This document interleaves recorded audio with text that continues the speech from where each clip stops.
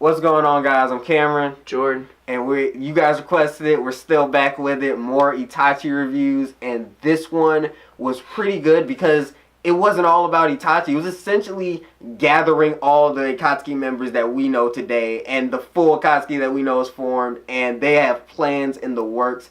Especially still on their Jinchuriki hunt. And they're definitely like... Itachi and Kisame are definitely on their way to the Leaf Village. Like, we're about to see the whole Sasuke confrontation. And I'm pretty sure it all wraps up next week. I know it has one or at least two more. I'm pretty sure it's one, though. Yeah, I think so. But yeah, so this episode we see Deidara join the group and also Hidan. Deidara joining the group it kind of happened really quickly. And it was mostly because Itachi was just like, I'm more powerful than you, dude. All I have to do is look at you and you lose. Like, exactly. And Deidara was just like, don't think you punked me, man. Itachi's just like, man, you're natural on my side. I have no reason to fight you. But if we were to fight, man, you would lose. They all have beef with Itachi for some reason, though. Because he's more powerful than all of them. Like, they're clearly jealous because they're just like, if this guy... It's kind of like Batman versus Superman. Batman is just like, man, if Superman gets out of control, what are we going to do? And they're like, if Itachi gets out of control, we got Pain. But what if Pain doesn't even work? That's exactly. I need to see an Itachi versus Pain fight. At least a little glimpse of it. Like, that would be a perfect way to end it. Just like see them like training or something. It'd be so cool to see. Like, I need to see that. Even if it's like a what if saga, like somebody needs to make that happen. But yeah, we see them also go to Orochimaru's hideout where we see he's been practicing Ito Tensei.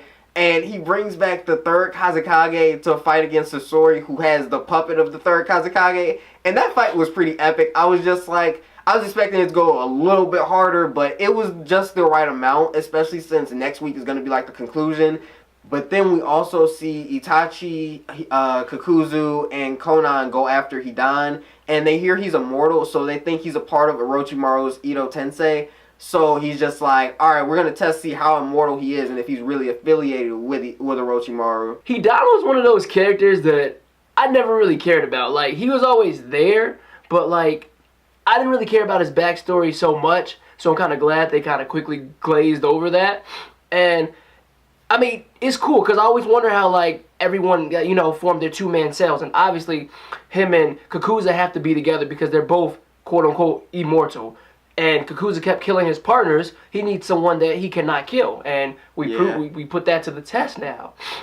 I like how he took out one of Kakuzu's hearts with his jutsu. Yes. And he was just like, how are you still alive? But we know now that Kakuzu has more than one heart. And now we see how one of them actually got taken out. Because I think he alluded to that when we saw him fight with Naruto. And he was just like, yeah, one of my hearts got destroyed. But I love seeing that moment because now we know how one of them got destroyed. And this episode really just tied up everything we already knew, but it just showed us things more in depth, which has been primarily what the Itachi arc has been about. Like, showing everything and telling us everything that we always wanted to know. It's filling all these little holes in, like how the Uchiha massacre happened, how the Akatsuki form, how did Itachi join, when did Orochimaru join, when did he leave, why are they after him, and we see all this stuff going on and all these ends being tied up, and we know the conclusion of the anime is coming soon too because they are tying up all these loose ends. But it's all good because I finally get to see why Itachi is the way he is, and this truly completes the series for me. Like, I'm actually glad I'm watching these fillers. Yeah, and by the end we see he's still concerned for Sasuke as he's looking over the Leaf Village. He's like thinking back on all the times he spent here, and he's just like, I hope Sasuke is okay. Orochimaru just attacked, so I hope nothing's wrong. And once he finds out what happens to Sasuke, I can't wait to see Itachi's reaction. But I love that moment, that small conversation between Kasame and Itachi because it was so real, and it lets you know that how Itachi has to be this double agent, and it's so hard on him because he cannot show any emotion. Like, Kasame was telling Itachi what happened, and Itachi was like, yeah, it's a shame, it's a tragic, This village was just starting to be at its peak, and then this happens. And then Kasame was kind of shocked that he said something like that. He's like, oh, yeah. I didn't think a man like you still had ties or cared about this village. Yeah, that's the most he opened up. Like, he didn't even open up that much to Juzo. Like, he didn't even say anything about the village. Exactly. And then Itachi was just like, no, I don't. But in his mind, he's like, I hope my little brother Sasuke is okay.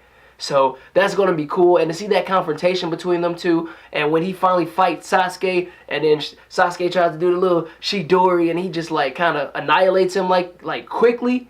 I gotta hear that conversation, because I know Itachi in his mind, like, he's satisfied to see that his brother is alive, but it's a shame he has to put that beating on him. Yeah. But yeah, guys, until next week when we wrap up the conclusion, stay tuned. I hope you like, comment, and subscribe. Don't forget to follow us on Twitter at anime_mage. But yeah, guys, until next time, peace.